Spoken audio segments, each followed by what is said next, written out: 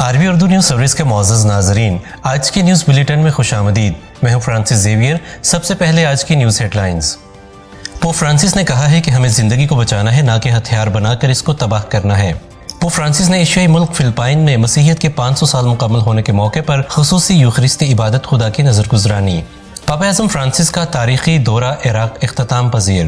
Sacred heart cathedral Lahore میں reverend father خالد رحمت OFM قیب کے لیے خصوصی شکر گزاری کی عبادت گزرانی گئی۔ رینیول سینٹر لاہور میں نوجوانوں کے لیے خصوصی ریکلیکشن ڈے کا انعقاد کیا گیا۔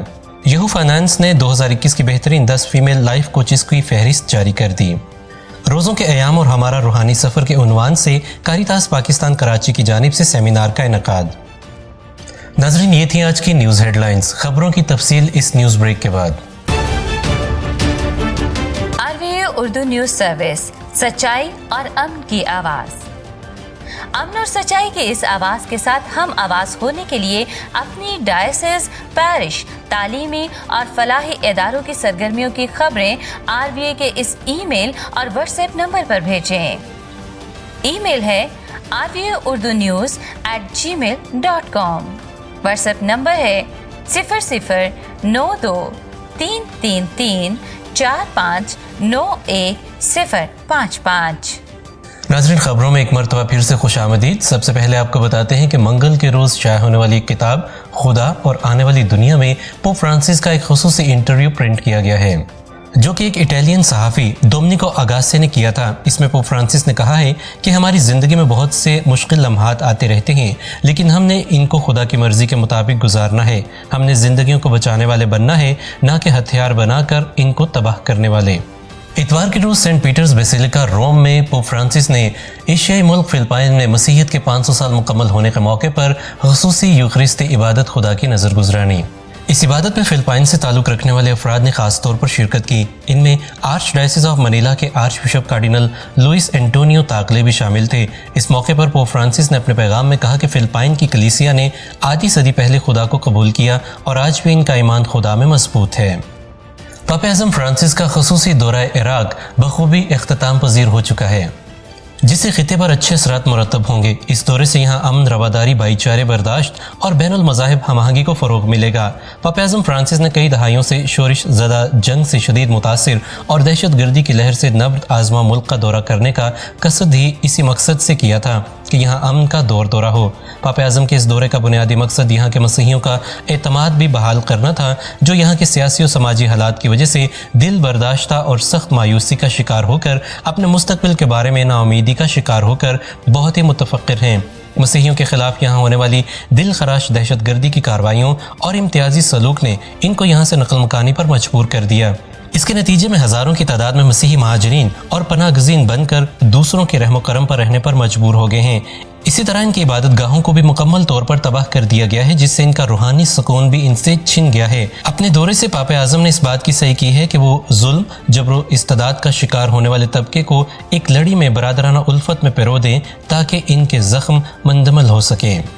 6 مارچ 2021 کو سیکرڈ ہارٹ کیتھیڈرل لاہور میں ریورنڈ فادر خالد رحمت OFM قیب کے لیے خصوصی شکر گزاری کی عبادت گزرانی گئی، جس کی قیادت فضیلت مآب آرچ بشپ سیبسٹین فرانسس شو نے فرمائی۔ ریورنڈ فادر خالد رحمت کو حال ہی میں اپسٹولک ویکیریٹ آف کوئٹہ کے لیے بشپ منتخب کیا گیا ہے۔ اس عبادت میں کیپوچن برادری کے سردار اعلیٰ reverend father Francis Sabir, Dominican برادری کے سردار اعلیٰ reverend father Yunus Shahzad, vicar general Lahore archdiocese reverend father Francis Gulzar اور ریورنڈ فادر ظفر نے خصوصی شرکت فرمائی۔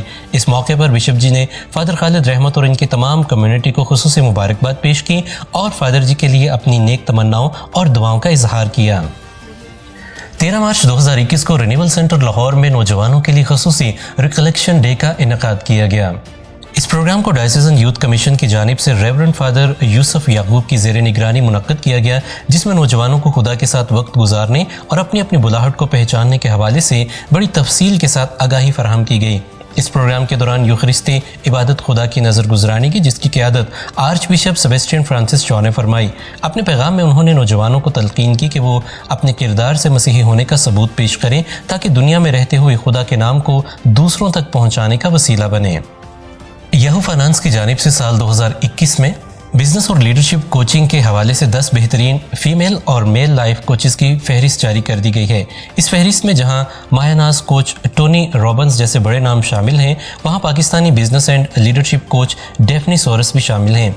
डेफनी सोरस का ताल्लुक कराची से है और वो इन दिनों दुबई में मुकीम हैं। डेफनी सोरस एक बेहतरीन सर्टिफाइड बिजनेस लीडरशिप और लाइफ कोच और कंसल्टेंट हैं। वो दुनिया की आला और बेहतरीन कोचिंग एसोसिएशन की मेंबर हैं और काउंसलिंग और साइकोथेरेपी में पोस्ट डिप्लोमा होल्डर हैं। इस मौके पर डेफनी सोरस का कहना था कि वो अपने मुल्क, शहर और ख़ानदान का नाम रोशन करने पर फ़ख्र महसूस करती हैं।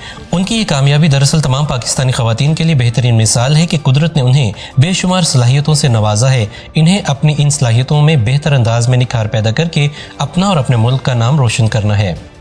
13 मार्च 2021 को कारितास पाकिस्तान कराची ने सेक्रेड हार्ट पैरिश के तामुन से सेंट एंथनी चर्च मिनोड़ा में कारितास स्टाफ और वॉलंटियर्स के साथ एक रोज़ा सेमिनार मुनक्कद किया, जिसका उन्वान था रोज़ों के अयाम और हमारा रूहानी सफ़र। इस प्रोग्राम के मुकर्रर रेवरेंड फादर बर्मिंगो OFM थे, जिन्होंने बड़ी तफसील के साथ मोमिनीन को रोज़े, दुआ और खैरात के बारे में आगाही फराहम की।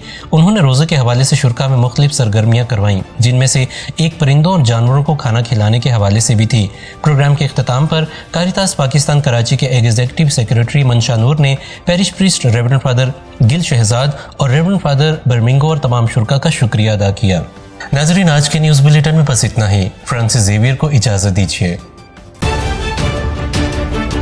RVA उर्दू न्यूज़ सर्विस, सच्चाई और अमन की आवाज़। अमन और सच्चाई के इस आवाज़ के साथ हम आवाज़ होने के लिए अपनी डायसेस, पैरिश, तालीमी और फलाही इदारों की सरगर्मियों की खबरें RVA के इस ईमेल और व्हाट्सएप नंबर पर भेजें। ईमेल है rvaurdunews@gmail.com। व्हाट्सएप नंबर है 009333459155।